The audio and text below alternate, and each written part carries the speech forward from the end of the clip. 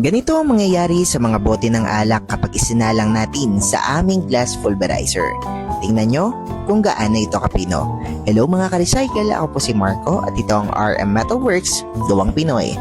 Ngayong araw ang itetest natin ay puro mga bote ng alak. Kasama ko nga po pala si Ian at bago namin isalang ang mga bote ay inilis muna niya ang mga ulo o takip ng bote para mas maayos ang proseso ng ating testing. Alam niyo ba kung bakit malaking problema ang mga bote ng alak?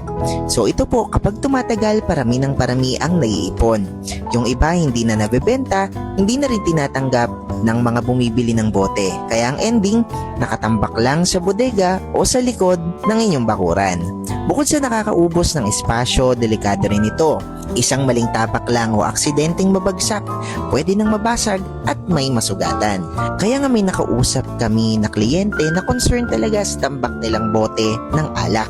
Ang sabi niya kapag nakita niya daw na talagang kayang gawing pino ng ating glass pulverizer ang kanyang problema, ay kukuha po siya ng ating makinarya. At gaya ng nakikita ninyo, mula sa buong bote nagiging pinong pulverized glass ang output. Mapapansin nyo rin na may hose ng tubig ang ating machine. Ginagamit po ito para mabawasan ang alikabok habang nagpupulbos tayo ng mga bote ng alak. Kaya mas maayos ang ating magiging operasyon. Kaya kung tambak na rin ang mga bote ng alak sa inyong negosyo, huwag nyo hayaang maging problema lang.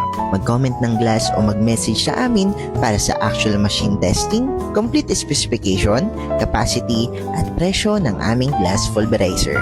Huwag po natin kalimutang mag-like, share, and follow sa aming Facebook official page na RM Metalworks at RMI Trading. Muli po ako po si Marco at ito ang RM Metalworks, Gawang Pinoy.